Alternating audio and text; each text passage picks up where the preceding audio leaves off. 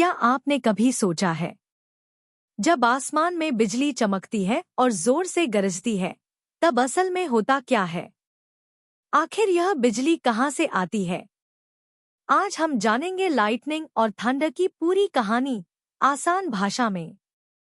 बहुत ऊपर आसमान में जब गर्म हवा ऊपर उठती है, तो उसमें मौजूद पानी की भाप ठंडी होकर छोटे छोटे पानी और बर्फ के कणों में बदल जाती है।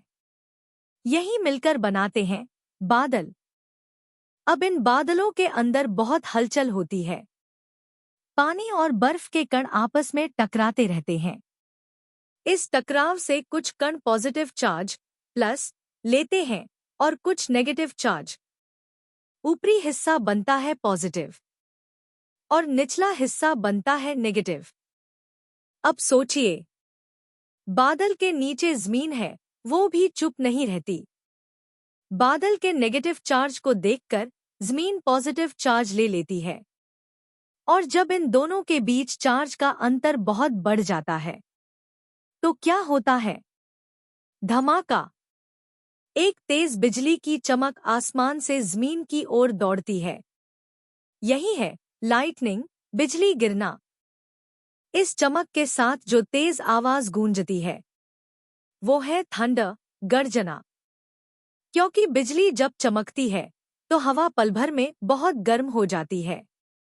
इतनी कि हवा तेजी से फैलती और सिकुड़ती है, और फिर वही करती है धमाका।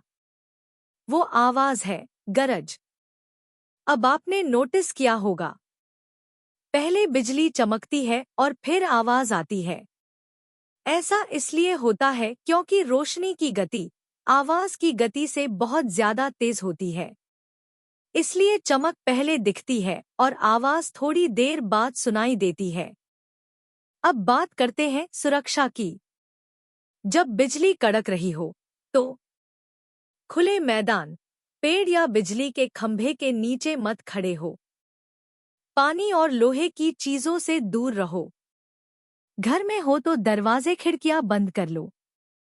और ऊंची इमारतों पर हमेशा लाइटनिंग कंडक्टर लगा होना चाहिए, ताकि बिजली सीधी जमीन में चली जाए और किसी को नुकसान न हो।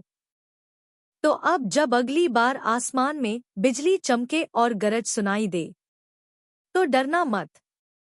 बस याद रखना, ये है प्रकृति की अपनी बिजली की कहानी।